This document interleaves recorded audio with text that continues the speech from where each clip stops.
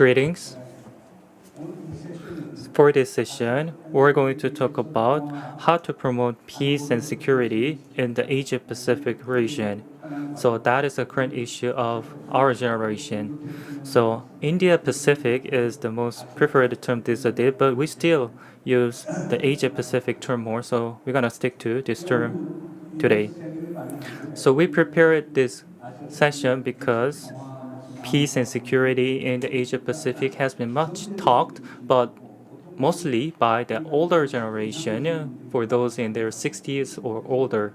So I thought that for this year's forum, I think we need to listen to the voice of the younger people, young leaders, I mean. So we invited young leaders for this session. That is the meaning of the session, young and women leaders. So when we talk about the security, most speakers are male, but we invited 2 females and 1 more female. Actually, Korean speakers is the host, so we invited 3 ladies. Please welcome SHIOMURA Ayaka from the member of House of Councillors. SHIOMURA Ayaka is from the Hiroshima, where the nuclear tragedy happened, and her father also had a tragedy of nuclear weapons, so she has a great interest in the non-proliferation of nuclear weapon as well as arms control. And also she is part of the National Diet of Japan, so she are doing a lot of activities in this field actually. The second speaker is Khishi ENKHBAYAR from the Mongolia. Can you show us the slide? I mean the screen of her. So she's from Mongolia, and she's part of Mongolian People's Party. She's foreign relation officer. She's young, but already an officer for foreign relationship. And she also worked for UN. So UN and Policy Affairs Office recommended her to me, UNESCO, UNVACO, and also arms control and arms ammunition-related topics were managed by her. So she is a young star in this field.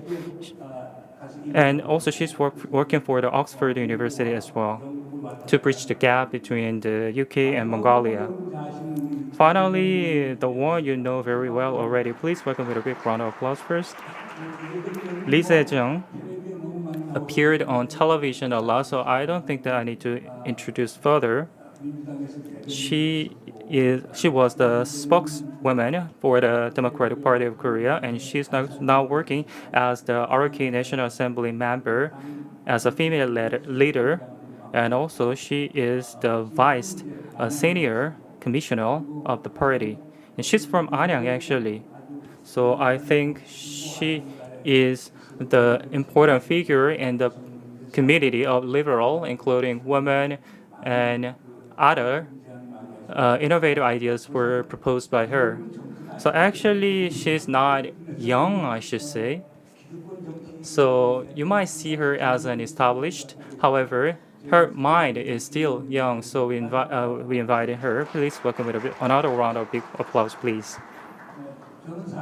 So I'm the moderator. So I have multiple titles, but I'm here as the vice chair of APLN, Asia-Pacific Leader Network for Nuclear Non-Proliferation and Disarmament. This is international NGO. And Gareth Evans, the former foreign minister, was the chairman.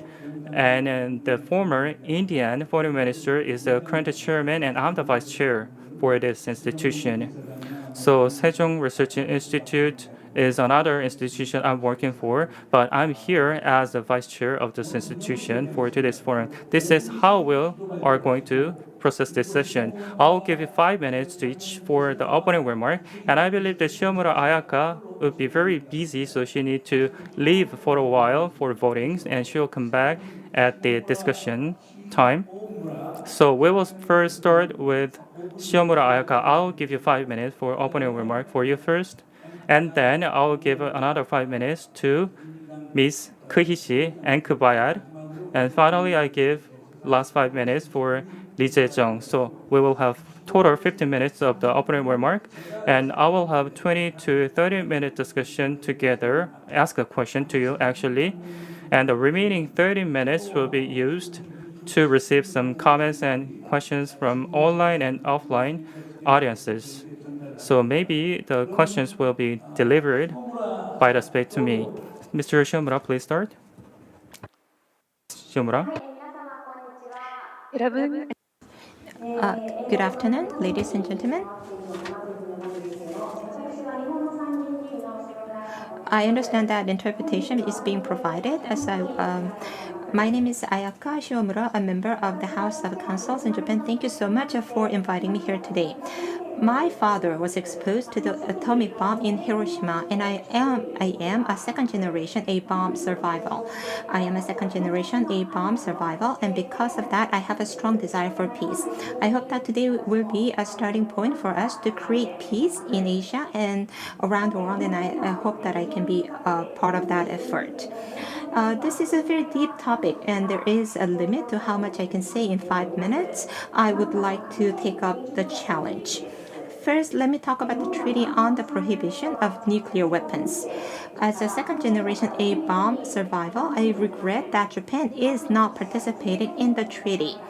Because of the nuclear umbrella and the Japan-US alliance, the government explains that it will bridge the gap between nuclear weapon states and non-nuclear weapon states. It is a shame that Japan's political situation is such that Mr. Kishida, who is from a bombed city of Hiroshima, is unable to do so, even though he is the Prime Minister of Japan, and it must seem strange to the world. There is an opinion, mainly from the opposition parties, that we should expand the nuclear weapon-free zone, including the establishment of a nuclear weapon-free zone in Northeast Asia, especially on the Korean Peninsula, in order to alleviate and resolve the structure of confrontation between nuclear weapon states and non-nuclear weapon states. We democratic opposition parties will continue to work for the realization of a world without nuclear weapons. Next, I would like to talk about global cooperation in combating infectious disease. The recent pandemic has revealed that there has been insufficient provision of information in many countries. The WHO has established the WHO Infectious Disease Surveillance System based on the international health regulations, but developing countries do not have sufficient systems in place and are facing major problems in detecting outbreaks. This is due to information gaps by region and language, and gaps in surveillance and testing systems between diseases of international concern and other diseases. Therefore, WHO has been promoting the introduction of event-based surveillance, which has advantages in detecting unexpected diseases and events and in areas with poor access to health facilities. In the case of the new COVID, China is said to have failed to comply with the IHR mandated notification and verification to WHO, even though the Wuhan authorities had started investigation the pneumonia of unknown cause that occurred in Wuhan, China on December 29, 2019. Reflecting on this, several countries and organizations, including Japan, have called for reform of the WHO and IHR so that the IHR can become an effective system.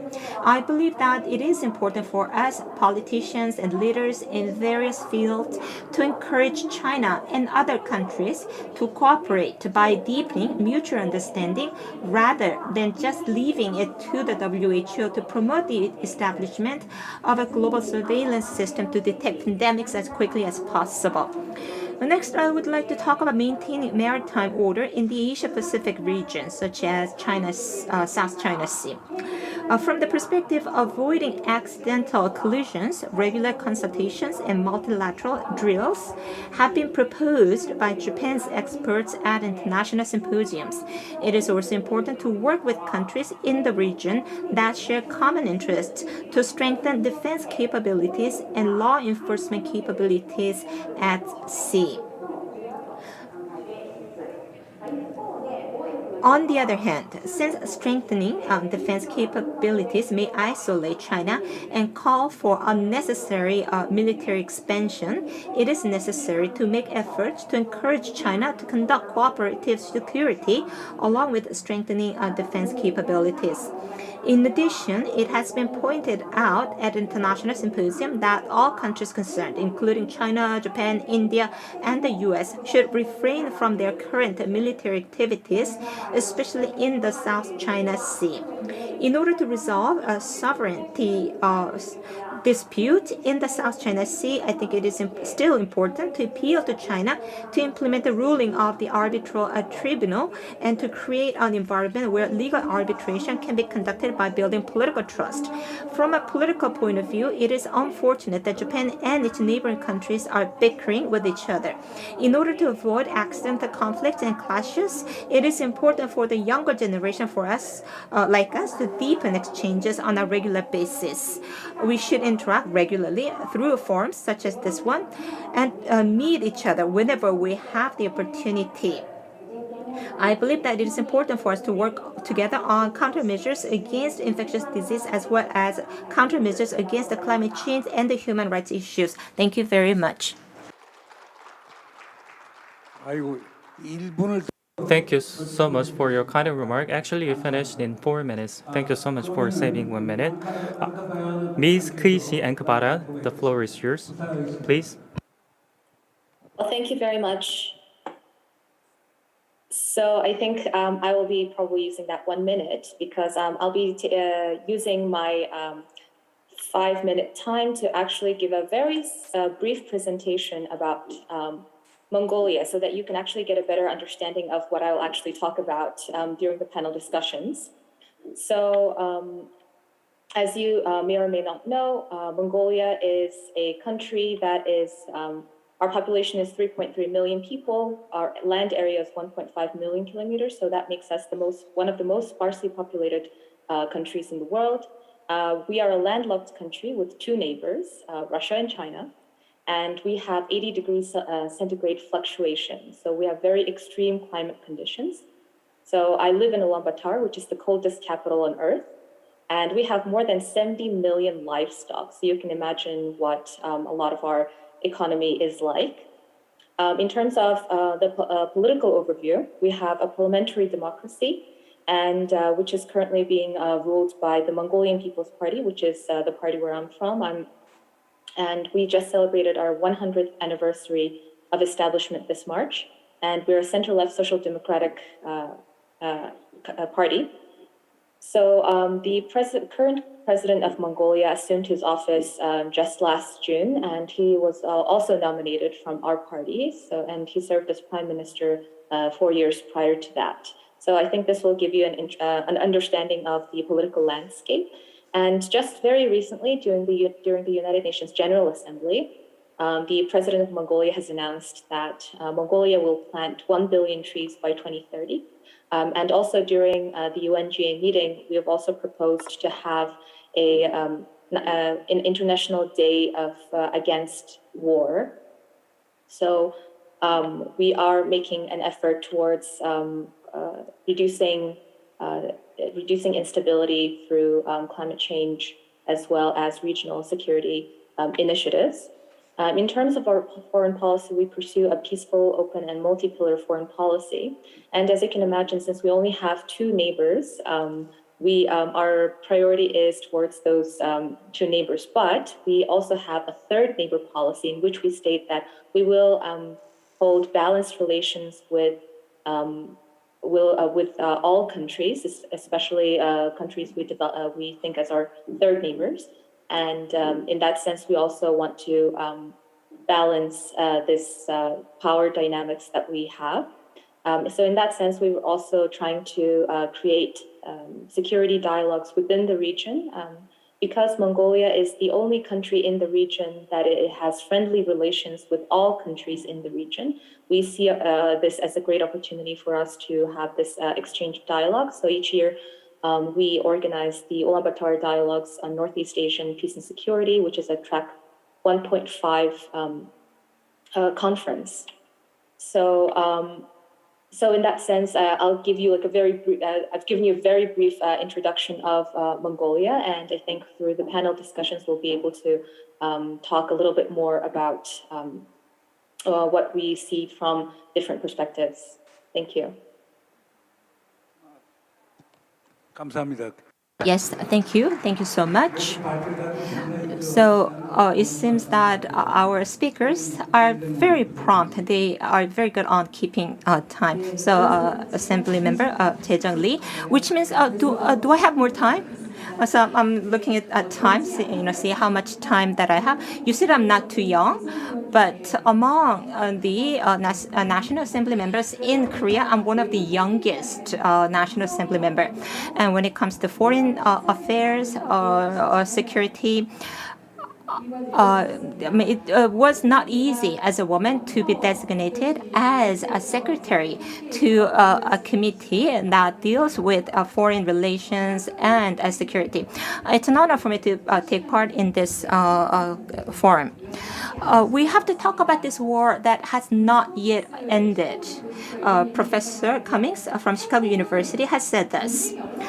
Korea shows how a war can begin, how easily a war can begin, and also at the same time how difficult it is to end a war. That's what the professor said.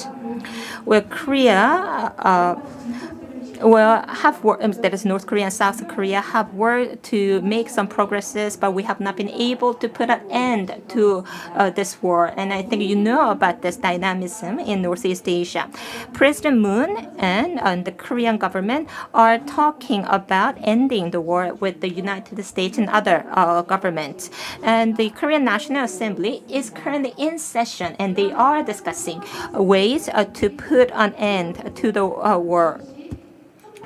Well, the issue on the Korean Peninsula, I don't think this is just issue not just issue just for Korea.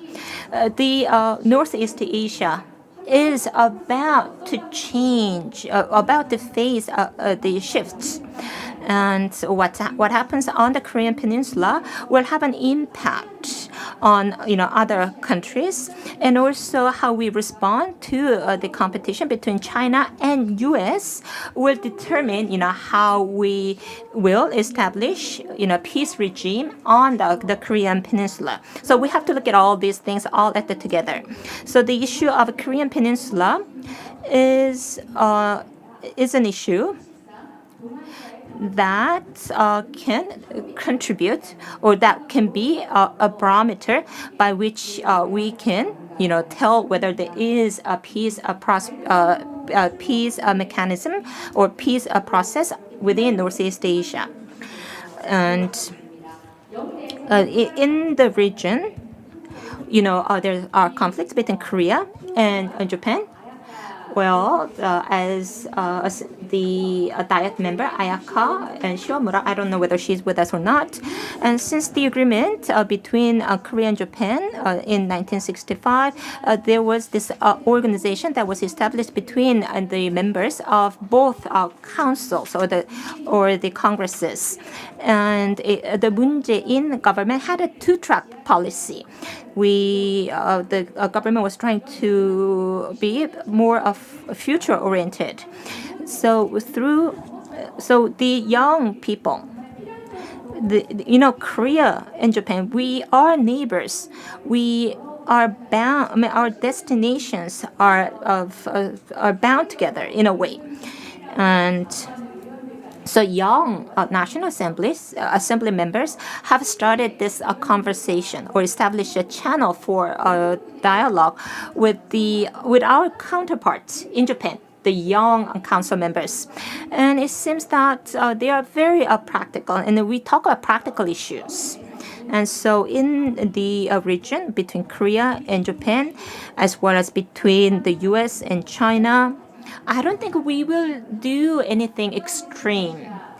And about in this power reorganization taking place in Northeast Asia, and right now the peace on the Korean Peninsula, I think could be a barometer of assessing peace in Northeast Asia. I use the local conflict. I'm not going to talk about just the local conflicts. I want to, talk about these issues from perspectives of global citizens, and I think because we could really change the future. So I very much look forward to our discussions. 너무 저 That was quite a exemplary speakers, I believe. Ms. Shiomura Ayaka, are you there? Please signal to us if you are there. I don't think so. So I think we will have a discussion first without her then. So I have a question to Ms. Lee first. So Ms. Shiomura Ayaka in her opening speech said that ultimately non-proliferation treaty must be concluded, but the Japanese government did not ratify it, and the Korean government likewise didn't.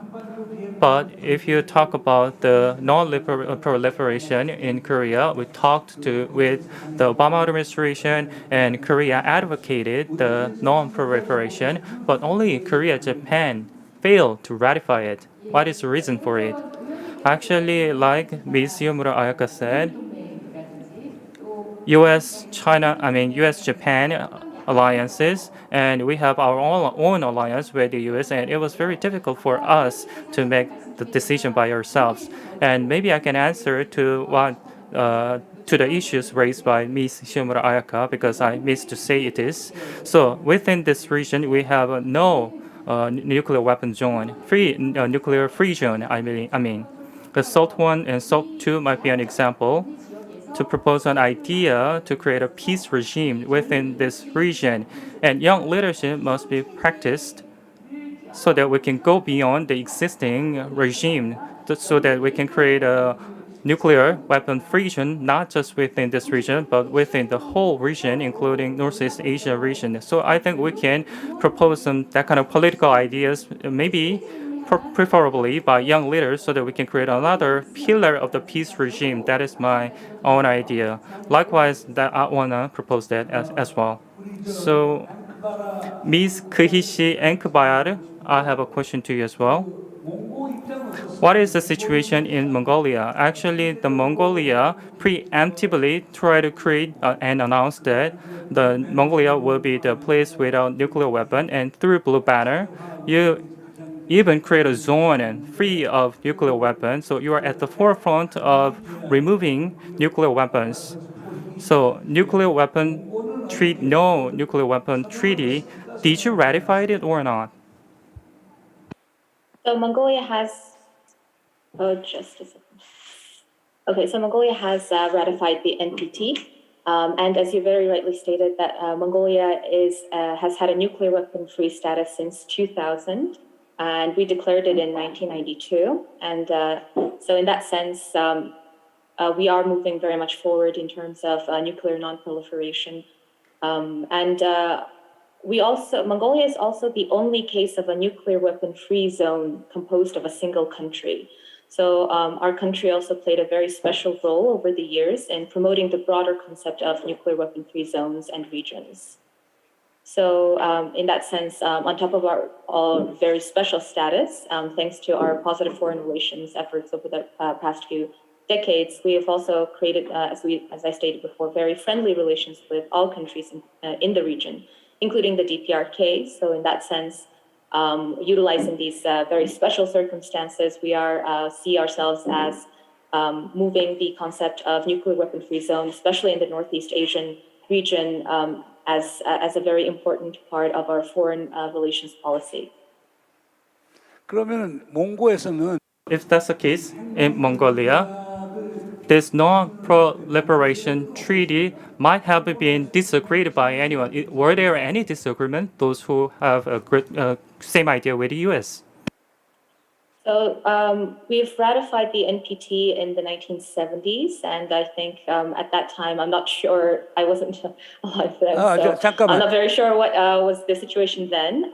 But overall, Mongolia pursues a very neutral foreign policy stance. So in that sense, we try to, it's a very much, our neutrality is a very much de facto status. But so in that sense, we try to promote any policies that are in line with that.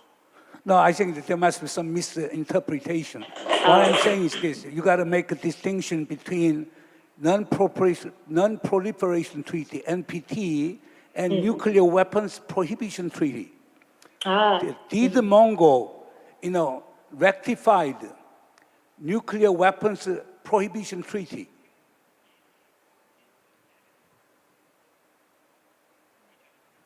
Excuse me. Yes. So I'm not very sure about that. So. Come on, but I understand that Mongolia signed, the nuclear weapons prohibition, treaty, but South Korea and Japan did not sign the treaty, and there was a lot of criticism because Japan has been, championing, nuclear weapons-free world, and South Korea has been, advocating nuclear weapons Korean Peninsula. 그러면 근데 저는 지금 So I have this question. The Democratic Party and the President Moon Jae-in have been arguing for a nuclear-free Korean Peninsula. Of course, the opposition party here in Korea has a different idea. And why hasn't Korea signed the treaty on the prohibition of nuclear weapons? Well, this is being discussed at the permanent committee. Well, there are some people who are arguing that we have to have nuclear weapons. And when it comes to national defense as well as nuclear weapons, there are different opinions. So unless we have a social consensus, it would be difficult for the government to make a decision and sign treaty on the prohibition of nuclear weapons. And I do agree that we have to have a Northeast Asia without nuclear weapons. And if we're going to denuclearize Korean Peninsula, we have to have denuclearized Northeast Asia. And a lot of people have been talking about nuclear weapon-free Northeast Asia, and here in Korea, several people have been arguing for that, and also in Japan, I understand there is the so-called Nagasaki group that is also arguing for nuclear-free Northeast Asia. So, can you explain what your party's position is?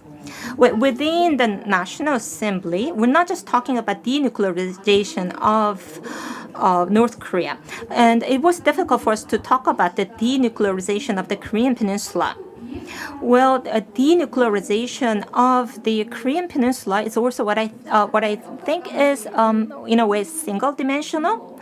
And because, if you're going to solve problems one by one, we need to first, have the goal of denuclearizing the whole region. And so if we're not going to talk about the denuclearization of the whole region, we're not going to be able to make a progress in terms of denuclearization. The Mongolian government has been pushing very hard for the creation of a nuclear weapons-free zone in Northeast Asia. Have you made any progress in that direction? So Mongolia was supposed to host the related conferences last year as on schedule, and we have been pushing whether on the level of UN or intergovernmentally, but due to COVID situation, we have not had a lot of chance to move forward with that. 그다음에는 우리 지금 Well, Assembly Member Lee, you talked about putting an end to the Korean War, about the peace process. I asked that in Northeast Asia, as well as in Asia-Pacific region, there are many issues. And Ms. SHIOMURA said the biggest issue is the nuclear issues, and then Ms. Lee talked about denuclearization on the Korean Peninsula, and Ms. ENKHBAYAR mentioned that the Taiwan issue is one of the most sensitive issue, and so we're looking at the same thing. I mean, we're answering the same question, but it seems that we have different opinions. Well, President Moon has said at the UN National Assembly that we have to have an end to the Korean War, and the Korean foreign minister has said that we are talking quite well, with the U.S. government, and some say that we're not really making any progress, in our discussion with the U.S. government. So what exactly does it mean to have an end to a Korean War? What does that mean? About the declaration of an end to the war,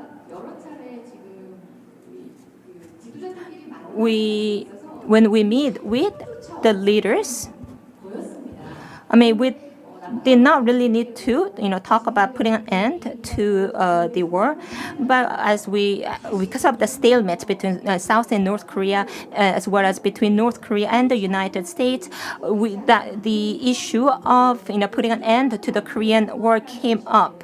I mean, this is just a declaration. So it's a political gesture or political action. And so this is the first step that we need to clear, to make any sort of progress. And for us to move to, peace scheme, we need to take these steps before. But it's quite sad that we're not even able to talk about, declaring that there has been an end to the Korean War, even here in Korea. And President Moon, I think it's back in 2018. That's when President Moon met with the leader of North Korea, and they said that they will declare the end of the war. I discussed out, that issue when I went to the U.S., around that time period. And I think this is a political declaration, symbolic. And through that declaration, we want to, push North Korea to put an end to its nuclear development and bring about, friendlier relations between the two Koreas. And then maybe next February, maybe during the Beijing Olympics, the leaders from 4 countries could adopt that declaration. So no matter who becomes the next president, it's something that's not going to be canceled, once it has been, declared. And so this peace process on the Korean Peninsula could be, not a full, fully instituted, but like what I would call as, partially institute something, a peace on the Korean Peninsula. And so I think that could, make a momentum to establish peace on the Korean Peninsula. And so declaration of that declaration has so many, meanings. Here in Korea, we have this misunderstanding that once we have this declaration that the U.S. troops will withdraw from the Korean Peninsula. But that's not it. It's just that we are, changing from, armistice state to the, end of the war state, so that we will be able to continue to work on permanent peace on the Korean Peninsula. And about the U.S. troops, I mean, they are stationed here through, a discussion between 2 sovereign countries, South Korea and the U.S. It's 2 separate things, the declaration of the end of the war and the U.S.-Korea alliance. And there are some people who say that once there's a declaration that there's going to be the withdrawal of the U.S. troops and the dissolution of the UN command forces, and this peace process, it's going to be a long journey, and we have an agreement between North and South Korea, and also I believe that President Trump has blessed that agreement, and so it's a first step. But some people are very suspicious, and I think that's very regretful. So is Ms. SHIOMURA with us? 그러면은 So I think she's not here yet. Oh, I think she's here. I can't find that. Okay. And also, I just came back here, but I can't find France. How can I say? Interpreter button. yes. There is no interpreter button in the bottom. Okay. Okay, I find it just now. Okay. 시오무라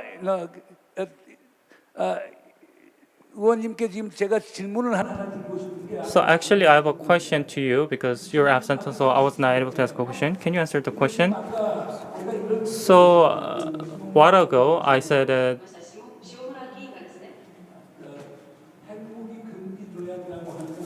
so of course, Korea and Japan was supposed to ratify the Treaty on Prohibition of Nuclear Weapon, and Korea, Japan didn't, but they are still arguing that we need to create a nuclear weapon-free zone. So why why Japan? Actually, Japan is the victim of nuclear weapon, and if so, they failed to ratify the Treaty on the Prohibition of Nuclear Weapon. What would be the reason for it?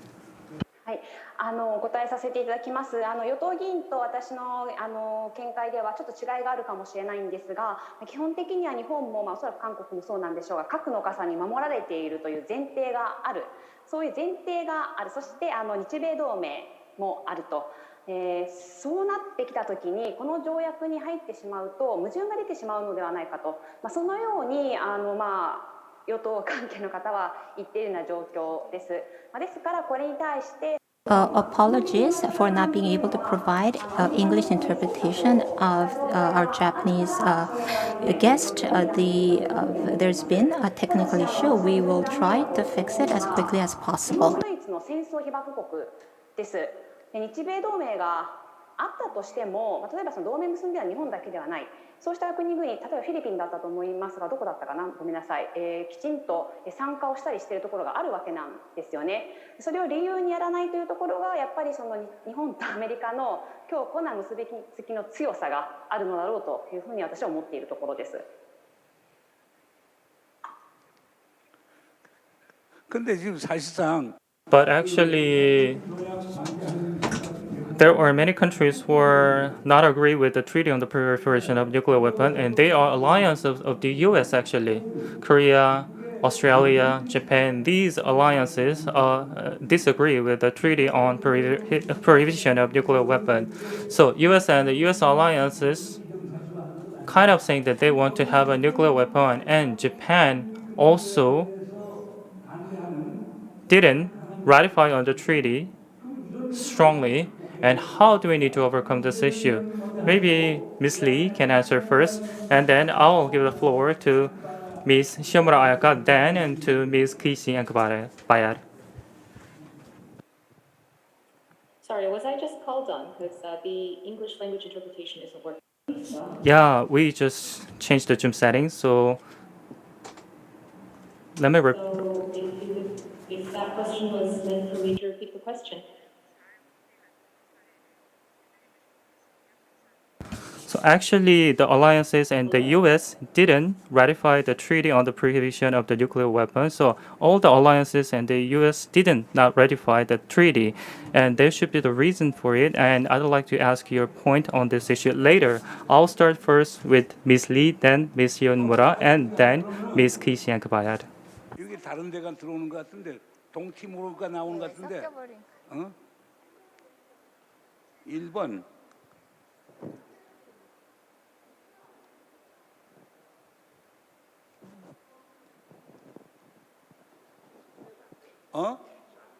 안 되고 있지.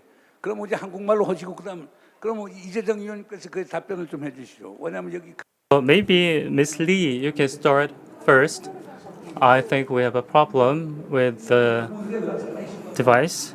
So actually, this is quite a very critical problem. I wish that the East Asia region can be free of nuclear weapon, but East Asia region will not give up the nuclear weapon all.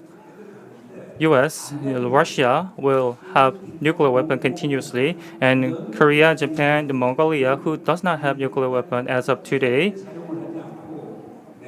will have a different situation. So these countries have to have some kind of security guarantee, and that was the convention of the UN. So without the nuclear weapon, we can't live without any worries. And with that, if we have that kind of legal ground, we don't need to worry about nuclear weapon or other countries having nuclear weapon. That was the beginning of the discussion, and that is how we can survive. But from the perspective of North Korea or from the perspective of Korea, we have that kind of worries because North Korea are tempted to have a nuclear weapon in any situation. So from this perspective, maybe you can share your idea, Ms. Lee. As you just said, U.S., China, making a nuclear weapon free zone within this region can be realized only when U.S. and China believes that maybe they can even declare that the strategic use of nuclear weapon will not be made within this region. However, we have a geopolitical tension between the U.S. and China continuously. So we cannot just simply say that just recognition of the issue will not resolve this issue because of the geopolitical situation. East Asia, Northeast Asian region, their role, their ideas can be very different. And I think we need to resort on the responsibilities and willingness of this region. And at this point, I think that we need to be more bold. Maybe we can have a six-party talks or another form of the talks. But in any cases, we can have that kind of multilateral leadership. We need to initiate that kind of multilateral leadership. Ms. SHIOMURA, Ayaka, actually, I have a question. So, if we declare the end of the war in this region, will it be helpful to Japan or not?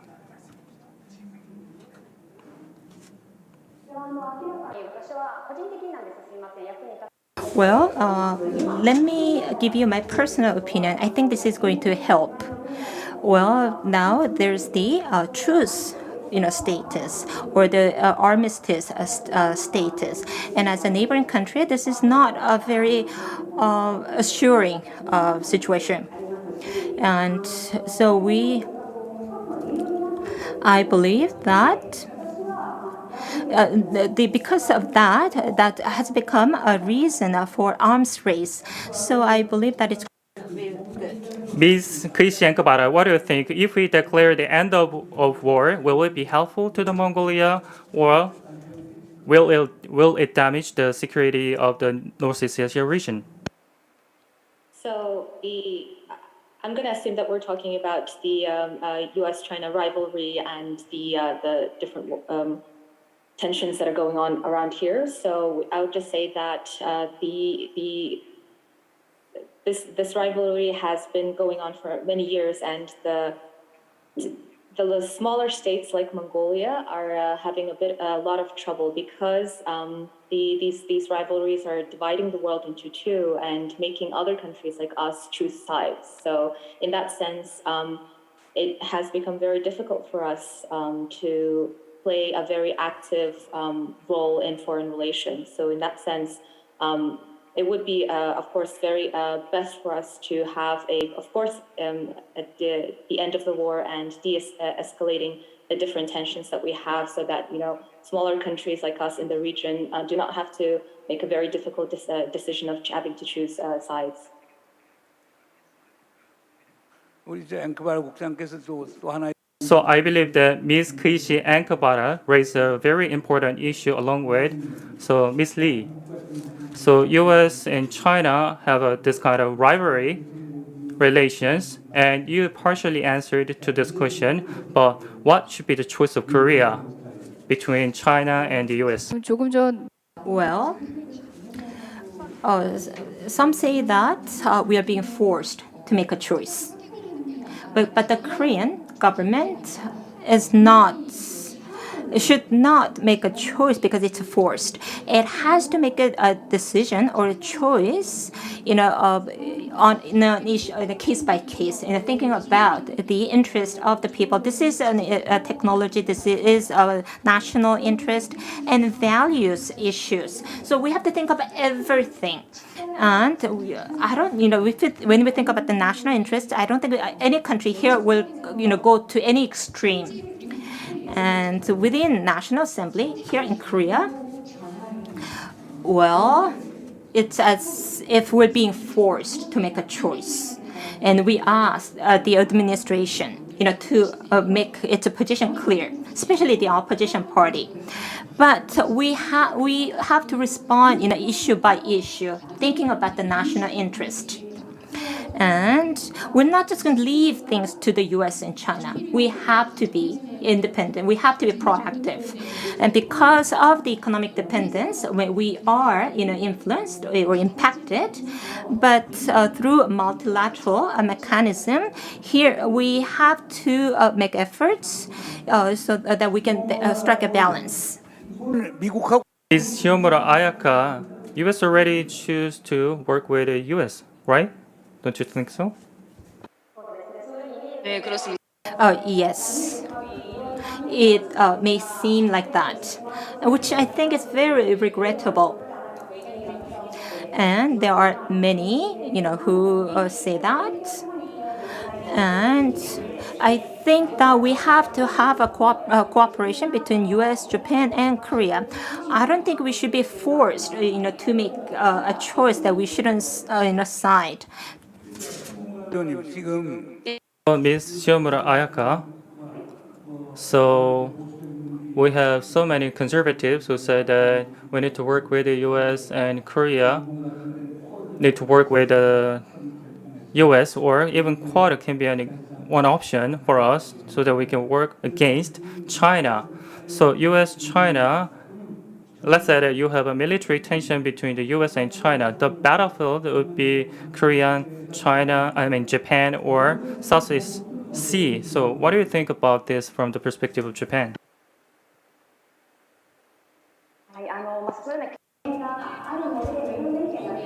Well, there are concerns.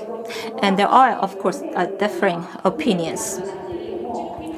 And we believe that this is a way of suppression or containment. As I said, I think we need to have some sort of cooperation. Some issues we need to be independent, but on some issues we need to cooperate. We have threats coming from North Korea, and so we want to avoid any accidental collisions. So we have to set the directions clear. But diplomacy is all about conversation. So what's most important is trust. Let me move on to the very final question. Ms. Lee said something very important. There is a parliament alliance between Japan and Korea, but their activities are very little these days. So young parliamentary members are talking that we need to increase our cooperation. In this Asia-Pacific region for peace and security, the biggest beneficiary would be you, young leaders. I'm in my 70s already, so I'm not going to live forever. So I'm not be the beneficiary of this cooperation, but from the perspective of younger people, you will be the beneficiary of this good relationship between Japan and Korea. So Ms. Khishi ENKHBAYAR, so in your opinion, young leaders, young people in this region, Asia-Pacific region, are working for peace and security. What kind of cooperation are you going to suggest to the young leaders? Of course, I read your answer, but can you repeat maybe? Sure, thank you. So I'll some of the findings from two projects that we've done with the UN. So one of them was as young people, perhaps we should, ourselves make very good effort, very active effort in terms of reaching beyond borders, despite the historic differences and despite our regional locations, right? So in that sense, we should all become more educated about disarmament issues, and in order to provide quality input in decision-making processes. And so UNDPPA will also, with UNESCO, held something called the Futuring Northeast Asia Dialogues just a few months ago. So the participants really expressed hope for increased communications and better interactions between generations as well, because we see that, as you've also pointed out, that a lot of the times there are so many dialogues that we could also be having between generations, and just that really increasing our sense of identity as Northeast Asian young people, and creating this sort of, whether it be like a union or a youth collective along this issue of youth and disarmament would be very important. 시모무라 의원님 지금 플로. So, Shimomura, there's a question from the floor. So, you said that it's important to have exchanges among the young people in Korea and Japan. So, what sort of dialogue and what sort of cooperation do you think we need? So, as to prevent, military conflicts or military collisions, can you answer this question?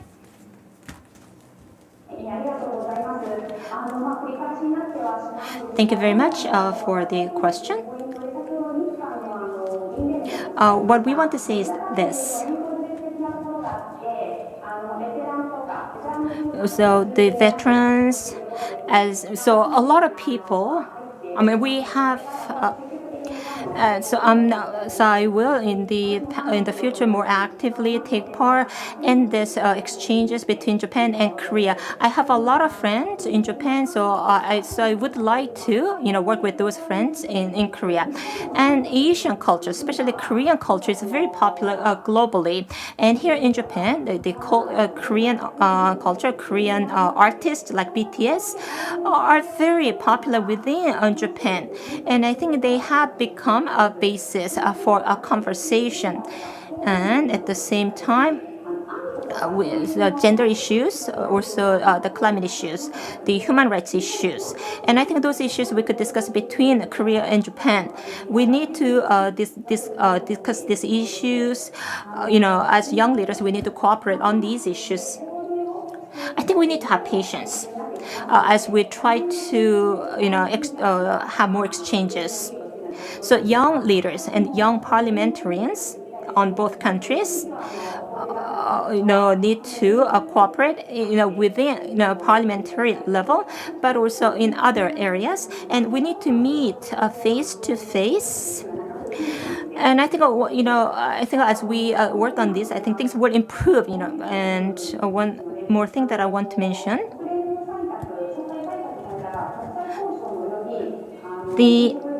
In terms of international cooperation, there was a resolution that was taken at United Nations, and that is, and what's important is whenever there's such a resolution is made, all countries need to comply with this, and including China. It is very important that we comply with international laws.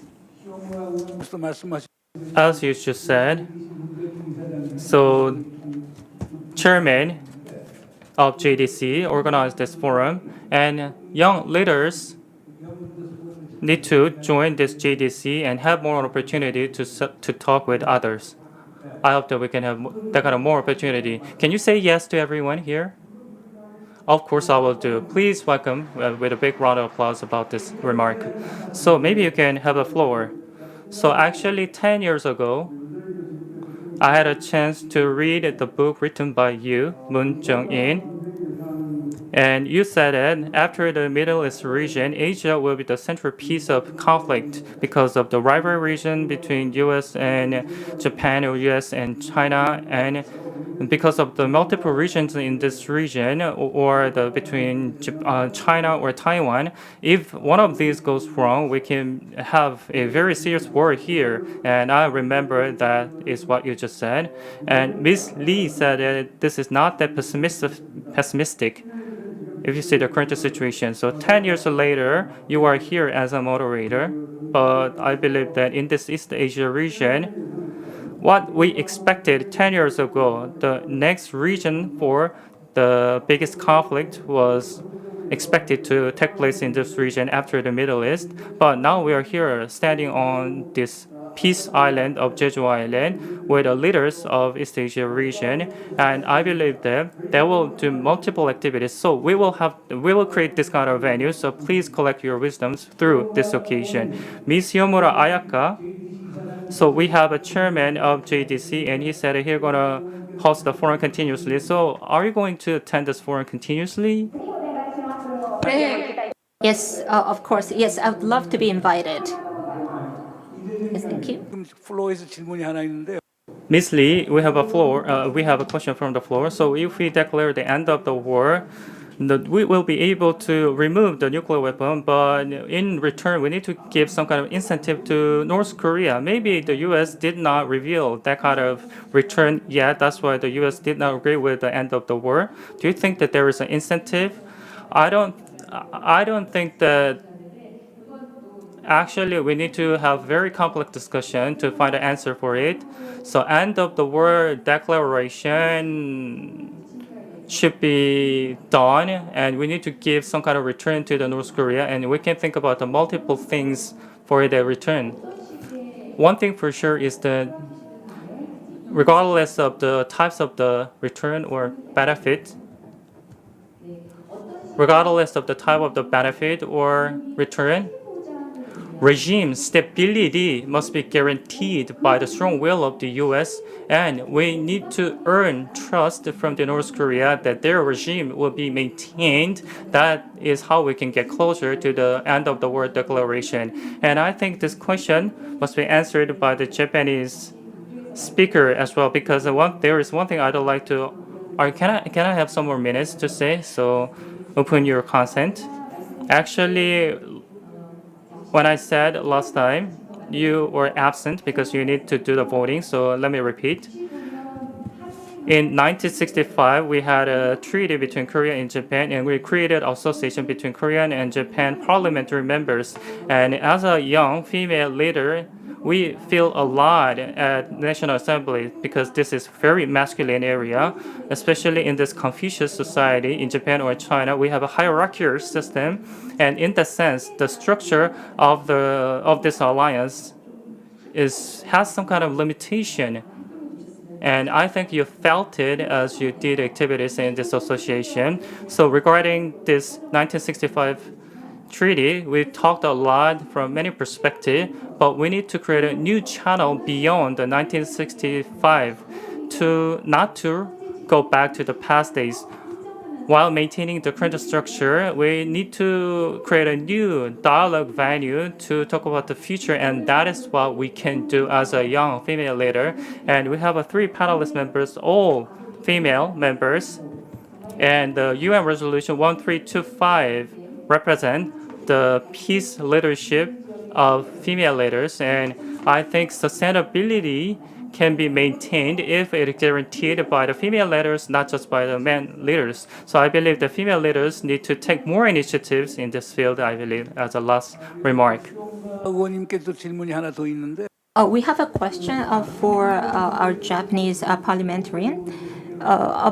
You said that we need to comply in international law in order to resolve the South China Sea issue, and China is not accepting the decisions from the international court. And so, how are we going to ensure safety on the naval routes, as well as how can we ensure a strategic safety on the sea? Can you tell us? Thank you. Thank you so much for the question. This is a very important question and also a very difficult question. I am a member of the Democratic Party in Japan, and I believe that we all need to cooperate, and China also needs to cooperate on issues that are occurring in South China Sea, and the ruling party here. I don't know whether I should use the term military power. anyway, they are saying that Japan needs to increase its military power, and there are people in Japan that support increasing military power of Japan. But I believe that we need to put the international law first, and there could be a risk of accidental collisions. We have to make sure such a thing does not happen, and we need to have conversations that we would not revert back to the past. ENKHBAYAR, okay? How does Mongolian position how does Mongolia position itself in the U.S.-China conflict in the East Asia region? How does it affect the Mongolian relations with Korea and Japan? So I think Korea and Japan all understand that our foreign policy priorities are number one, our neighboring countries, and number two, our third neighbors, who are also US, Korea, and Japan. So in that sense, for example, now with COVID, our borders are closed, and we are having 80% of our exports and imports go to or through China. So in that sense, you can kind of guess what our position could be. But I think in that sense, because we are the only, we are sometimes called the oasis of democracy in this huge chunk of geographical land, that it is very much possible. And we also very much look forward to working with our third neighbors in order to strengthen our democracy. So in that sense, we do try to keep a balance as much as possible whenever we can. 또 다른 질문 있습니까? Do we have other questions from the audience or from the floor? I don't think the people on the floor have had the opportunity to ask questions. I think we have time to take one or two questions from the floor. Oh, I think Professor Lee here has a question. Can somebody please bring a microphone over to the professor? Thank you. Thank you for giving me this chance to ask a question. And during the morning, there was an APLN session. I believe that non-nuclear weapon free zone is being talked, and that is very much collide with the nuclear weapon regime. This is quite a harsh reality. We don't have any particular solution to it. Of course, this is a matter of the willingness, but from this perspective, this is quite regrettable, especially when I heard the answer of the Ms. Ayaka. I was very much agreed with what she just said, especially the politics regarding the nuclear weapon are in these complex ways. And also, you have my respect, Ms. Lee Jae-jung, so I have a question to you, Lee. So what should we need to do to make a trans-party decision under this president system? How do we need to, what kind of things we need to do to collect all the ideas from both parties and create a kind of consensus in reality? So what kind of mechanism do we need to make such kind of decision? So Ms. Lee, maybe you can answer to this question. South-South conflict. This term can be translated in many different kinds of terms, but at least in Korea, all the international relation issues, North Korean issues, or North-U.S. talks are very much binary issues. So there are two very different ideas on these kind of issues. So my party also have different idea from the opposition party. But in Korea, we have a Ministry of Unification which does not exist in other countries. So they tried a social dialogue for the talk regarding unification, which can embrace the both conservative and liberal party. So within a short period of time, we wanted to create some kind of principle, or at least the basic principle of the unified Korea. So we raised the fund and had a marathon-like discussion, and we reached a partial consensus, which was reported a while ago. That was delivered to the president and to the National Assembly, and actually it was not much covered by the media. So that kind of public venue must be more created, and if that is possible, we can reach further consensus.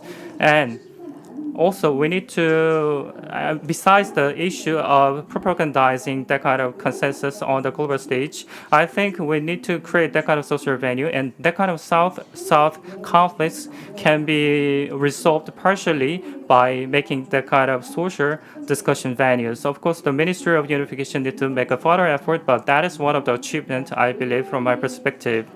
And also, the opposition party member, I talked with a party from the opposition party, and those who have experienced the city council, and because of the climate change, they realized that the apple trees must be cultivated to the northern regions more and more. So that means that we can't work with North Korea to grow apple trees in the future. So at the municipality level, or by using the snapback region, we can further work with North Korea, and that is very different from the one cookie cutter like ideas of the opposition party. But if you go deeper, we can reach further consensus more and more, and that kind of consensus or partial consensus can be a basis for us to play a role as a middle country on the global stage with confidence. I believe this is time for us to do so. Thank you. 지금도 카멘. Oh, yes, thank you. I'm receiving so many questions and comments, but unfortunately, we don't have much time. One thing that is clear is that in the security environment is quite difficult in Northeast Asia as well as in Asia-Pacific. We have this issue of war that is still ongoing theoretically on the Korean Peninsula, and there are also the issue of rivalry between China and the U.S. And we do have, some ideas in order to resolve nuclear issues. We have to have a nuclear weapon-free zone in Northeast Asia, for instance. And also, there's a mention. There's also this discussion about declaring end of the war and and having a peace process on the Korean Peninsula. And also. In terms of the U.S.-China rivalry, we shouldn't just depend on these two countries to resolve their issues. I think there has to be involvement of other countries. And the owner of the future are the young people. Young people should lead the dialogue and the discussions. They should be the drivers for changes. And as parliamentarian Lee has said, that parliamentary association between Korea and Japan, as well as other issues, the people who are taking part on those activities are over the age of 50 and the age of 60. They don't have much longer left in their lives. They may not continue to be alive and to lead these discussions. And so we believe we need to give more chance to young people to lead the discussion. And I think this is meaningful that JDC has established the Asia-Pacific Young Leaders Forum. And we have